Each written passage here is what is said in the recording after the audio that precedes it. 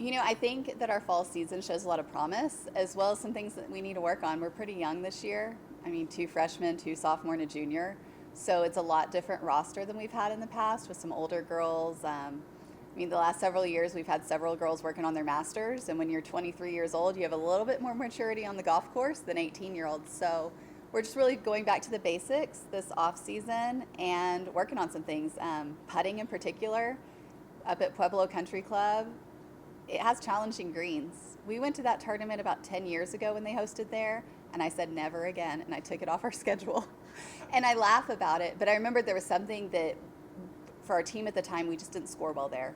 And I don't think that's the case. We were definitely changing some strategies.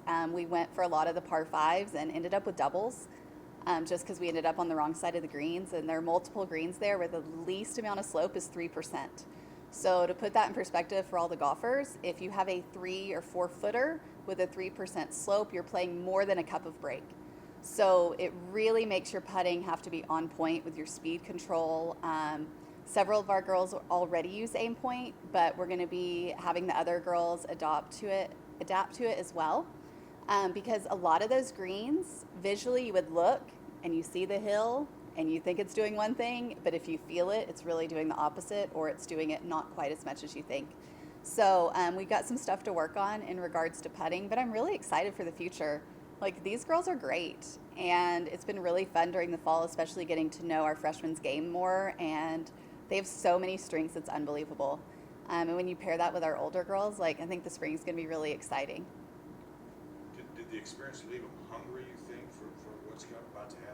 Yeah, so it may sound a little sadistic of me, but I like when our girls don't play as well in the last event of the fall because they're so much hungrier. I mean, today we're having a practice with just a couple of them. We're switching like small group practices so it can be more focused.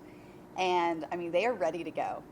And they all know they have things to work on. One of our girls is making some swing adjustments over the winter to help straighten some things out. That's Sarah Reed, because her ball striking wasn't quite as good. She still scored phenomenally all season. But just really getting ready for the spring over the winter break. What does your winter break look like? Is it smaller practices like you said, or? Yeah, so I tend to do a lot more one-on-one. We're about to go down to 8 hours a week for the NCAA instead of 20. But for us, if it's that one-on-one work, they're still getting as much out of it. And then they'll go home for Christmas break, and golf is individual sports, so they'll just keep working on what they're working with.